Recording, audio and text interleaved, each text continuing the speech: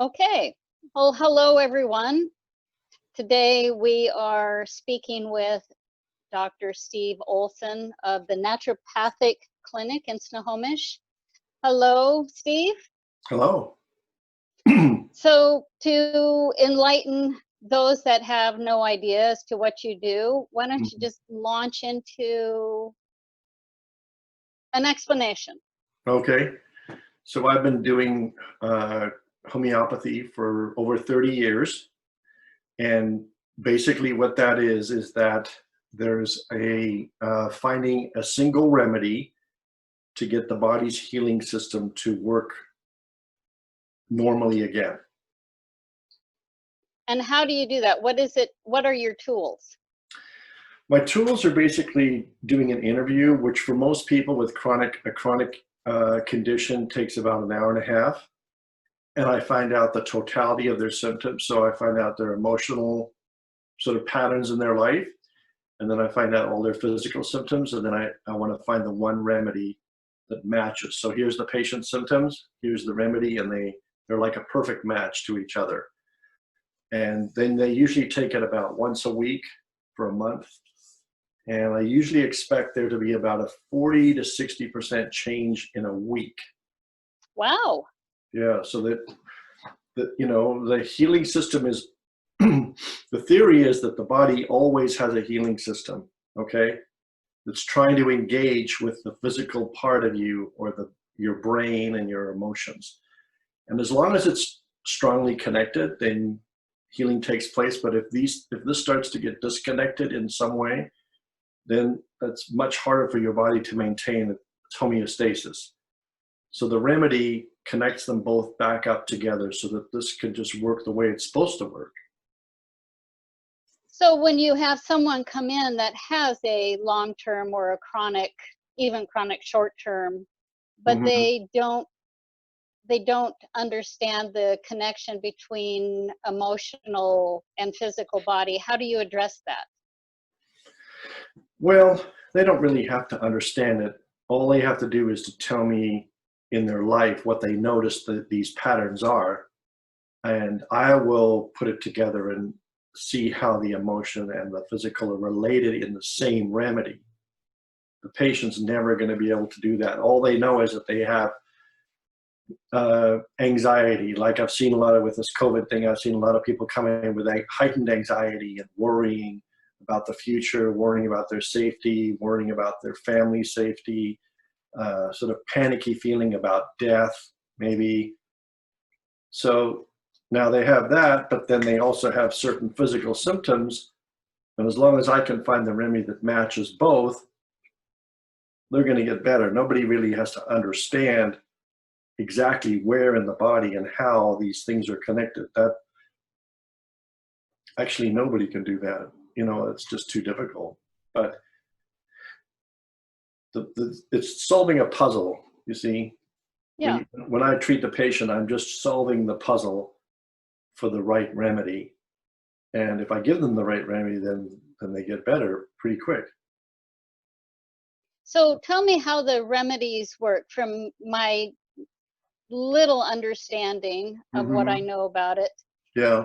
It actually is and maybe I misunderstand this, it's not a cause and effect as much as you're matching the energy of what's going on for them with the remedy until it gets better. Is that correct? Well, there's a couple of things that, we understand really, really well. And then there's some other things that we don't understand very well, right? So for example, we understand very well that if someone is exposed to something toxic, like any toxin, you pick aluminum or cadmium or arsenic or lead or something like that, the ones that we've studied for hundreds of years, right? Correct. You go to a toxicology book and you read about how a toxin hurts someone or creates symptoms, right? You will get some things that are very understandable, like the mental function with aluminum will go down and down and down or something like that. But then you'll also get very peculiar symptoms. Like for example, with aluminum, you'll get like very dry skin, for example. And maybe that's not that unusual, but if you add them all up, if you add up all the unusual symptoms like itchy skin without any rash, like sulfur, when you get toxicity with sulfur, you always get a rash, like redness, bumps, and then you get itching. With aluminum, you get dry skin, but no eruption, and then you get itching, you see? Interesting. So every toxic substance has a very unique picture to it about what it will cause and very unusual symptoms. So what's interesting is that when somebody is sick, they get some typical symptoms like nausea or fatigue or joint pain or headache or something. And those are the ones that most doctors are interested in. They're interested in the typical symptoms, like I have itchy skin with an eruption. Okay, you have eczema. Okay, end of story. But as it turns out, if you really sit down with a patient and talk to them, you find out that they not only have the common symptoms, they also have a whole bunch or quite a few unusual symptoms that most doctors are not interested in. They don't think that it fits within the box of what you would want to understand or want to ask the patient about. Correct. But everybody that has a chronic illness has some typical symptoms and some peculiar symptoms. And the little clue is that when you get sick from a toxin, you also get peculiar symptoms. So maybe that's not surprising. When stress affects you in your life, you get peculiar symptoms because stress is kind of toxic. And when you get sick from a toxin, you get peculiar symptoms. And so what's important about that is that in order to solve the puzzle, the remedy has to match the typical symptoms and it has to match the peculiar symptoms. And this is what's a little hard to understand maybe, but I'm just going to say it. If someone came to see me with dry skin, with no eruption, okay, and itching, and really poor cognitive ability, so really bad memory, difficult to think, difficult to organize things, and a very severe constipation where the colon was very dry and almost impossible for it to do anything. And then let's just say maybe some strange impulsive thoughts, like they don't think before they do something and they do things kind of impulsively. Even when they get angry, they just want to pick up something and throw it maybe. These symptoms are all the same symptoms as aluminum, right? And if a patient presents with symptoms as if they were poisoned by aluminum, even the peculiar symptoms, especially matching the peculiar symptoms, then the homeopathic remedy I would give them would be a very, very small dose of aluminum. Correct. So with that said, I'm fascinated. Yeah. Once treatment is started and they start getting better, does that eliminate the aluminum from the body also? Or how does that symptomatic and elimination work? Very rarely is it caused from the actual toxic substance. It maybe 2 or 3 generations ago, maybe that was the cause to genetically change the person to needing that remedy. But even then, it's not necessarily a one-to-one correspondence. You can give someone the remedy aluminum and they've never been exposed to toxic doses of aluminum. Neither has anyone in their family. It just so happens that they still need that remedy because all it really says is that part of the healing system was broken by something. Aluminum can break that part of the healing system, but so can other stresses break it. And the other stresses are usually what's going to do it. It's not going to be the toxin itself. So does that also encompass, when you say stresses, whether it's a substance, does that also encompass the emotional aspect of stresses? It could be emotional, it could be mental, it could be physical. could be a bacteria. It really doesn't matter. We don't really, I mean, it's interesting to know which stress made the person sick, but it doesn't help you that much to find out what remedy is needed, because it's the reaction to the stress that's more important. Like some people who are emotionally stressed become anxious. Some people who are emotionally stressed become irritable. So that's much more important for me. Oh, I get it. Like Okay. some people on the driving in traffic will get anxious, you know, because it's scary. All those other cars out there, you don't know what they're going to do, right? Other people are like, get out of my way, I'm irritable. So you see, the stress is not the important factor. It's the reaction to the stress, to the point that it looks like as if they were poisoned by this particular substance, whether it's a mineral, a plant, or an animal substance. And that's how we use any substance. We use, you know, we can make a remedy out of anything. So this really then does speak to people's illnesses and the anxiety and fears that they're having right now, being in quarantine and closed up in their homes with families. So you have a lot to work with to help people. Yeah, because that person, every person has only so many strengths and weaknesses in their constitution that they were born with. So if you give them a very positive life with lots of variation, lots of good education, lots of nice family, all the positives will come out. But as soon as you take that person and you start creating negatives, like being shut down in your house for 2 months, or whatever other stresses is on them, then the negatives start to come out, but only within a certain range of possibility. You cannot make everyone react the same to this situation. It's only within their range that you can get them to create a certain type of problem that fits them. They can't Through your suddenly process, change. I'm sorry. They can't suddenly change and become a different person.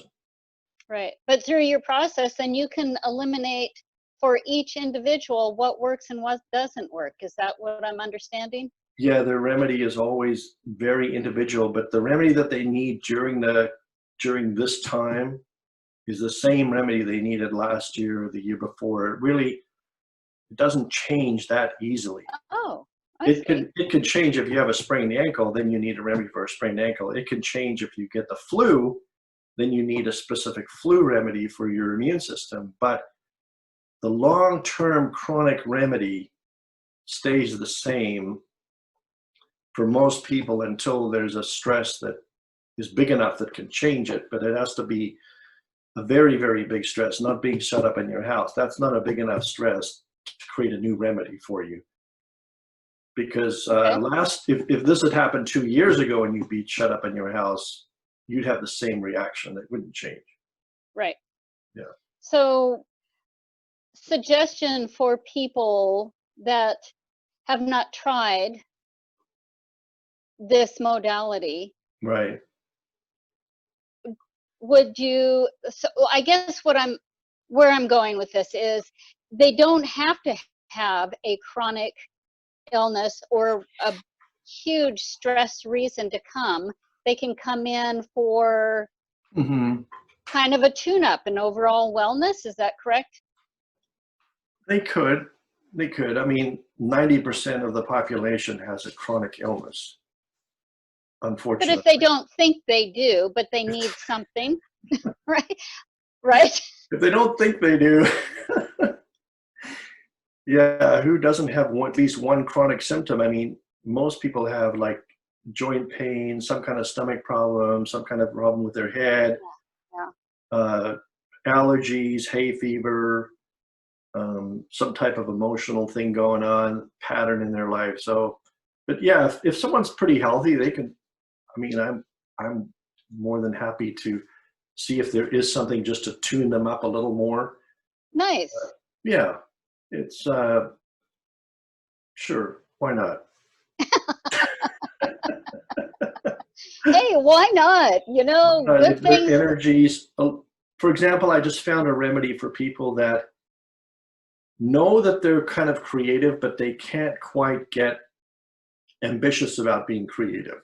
So that's not a big problem, you could say, in the world of things, right? It's not like they're dying of something. They just frustrated because they're not being creative. But it definitely is an issue. It's like, how come I am not getting in? So I actually found a remedy that helps people get ambitious and actually connects down deeper to what that purpose is, and then they can move forward with it. That's fabulous. Now, I did a little bit of reading ahead, and you're well versed in creating. Was this your own creation in the remedy? Did you find this, or is it a collaboration? I used to do it more, but every time I travel or go somewhere, I usually try to find a plant or something that grows in that country that is known for healing, and then bring it back and study it. So I did Don Quai from China, and then I went to Africa and got this tambouti tree, and then I studied quite a few of the trees around here: the Douglas fir, the pine tree, the arbutus tree, and the yew tree. So anyway, they all, once you start studying them, they all do something. Yeah. Yeah. And fascinating. If in the future you have any inclination to do another podcast with me, I would love to delve deeper into how you create that. But it sounds very right. Like, well, it's comforting to know that the things that you're doing are, for most people, will sound very natural. They're not a Band-Aid. That's true. So the remedy is always very individualized. It always has to go to the cause of the problem, which is that healing system that's trying to connect. So for most people who have chronic illness, it's not because they're nutritionally deficient in something, not in our society anyway. It's really because the healing system homeostasis is not working properly for that person. So that's the cause. And then if it's in the way that I define natural, it's using a small dose. Because when you use a small dose, you're asking the body to do the responding rather than forcing it to do something. If you take a large dose and you force the body to do something, it'll do it for about a day, maybe, and then it'll wear off and the problem will come back. I've had that happen, where things just don't really seem to mesh well, and so there's no follow through when you realize that nothing's helping. Right, and that's how most allopathic drugs work. You have to keep taking them every day because they're forcing something, and as soon as you take away the painkiller, the pain comes back. Right. Or as soon as you stop an antidepressant, the depression comes back. Or it's but if you use a small dose, which is the homeopathic dose, you're stimulating the body's own healing system to come back stronger and to retune and to connect to all the things it's supposed to be connected to. And once it's done that, I've never had a patient who became dependent on a remedy. After 1 month or 6 weeks, once that healing system is connected and working, they don't need to take it anymore and they don't need to come back. So are there instances, I'm going to just kind of wrap up here because I know you are also very busy in your day. Are there instances where there are such layers that you have to continue to, so to speak, pull those layers back and use different remedies for longer? Well, I would say the longest you have to use a remedy for is usually maybe 6 weeks to 2 months. And then you can wait, and then usually the person is doing well, and they wait a while until there's a few things left. And then maybe through their life, there's some new stresses. And then they either get some chronic symptoms, which they still want to have attended, and then you give them a different remedy for what's left over. Or what's more common is that then they develop like a flu or a cold. And so then you take that, what's those new symptoms of the cold or the flu, and you give that correct remedy, and then they be good for a very long time. Excellent. Yeah. Well, on that note, I am going to make our adieus. This is Katharine with Healing Through Awareness, and I've been speaking to Dr. Steve Olsen. And thank you very much for taking time out of your day. It's very appreciated. Okay, you're very welcome. Bye-bye. Bye-bye now.